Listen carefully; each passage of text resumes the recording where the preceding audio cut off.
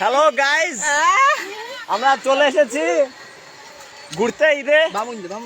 হ্যাঁ কি করবো, বামুনদে চলে এসেছি।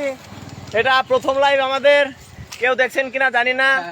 আমাদের সাথে আছে আমাদের জনপ্রিয় নানা জুনাইদ সাদ, আমাদের বিখ্যাত মিরাজ মামার ছেলে রাফিদ, মানিক, সিয়াম মামাতো ভাই, সিফাত মামাতো ভাই, সাজেদ, সুয়ান, তারপর আরো লোক আছে। ইনাই জটিওয়ালা কাকু আসছে। কাকু সালাম দেন, একটু হাই দিয়ে দেন, হাই দিয়ে দেন। তারপরে সিদ্ধাতুল রয়েছে, তোমার দেখবে না মিয়া, দেখবে না। তারপরে এখানকার পরিবেশটা আমরা উপভোগ করছি।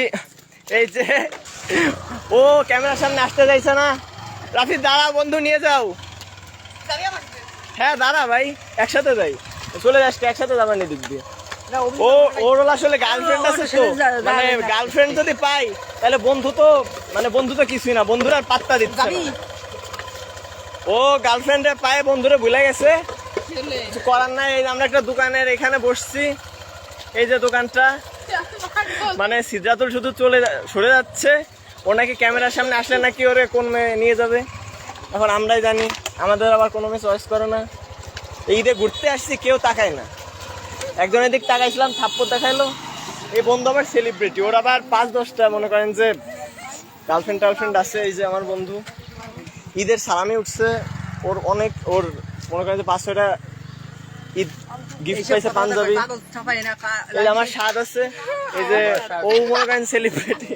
আমার স্বাদ মানে আমার বন্ধু স্বাদ, আমার স্বাদ না।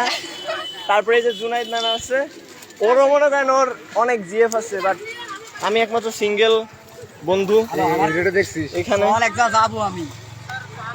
তারপরে আমার সাথে আমার এক বন্ধু আছে। আপনি ঘুরার কি ভাই, ঘুরবো অবশ্যই। হ্যাঁ, কি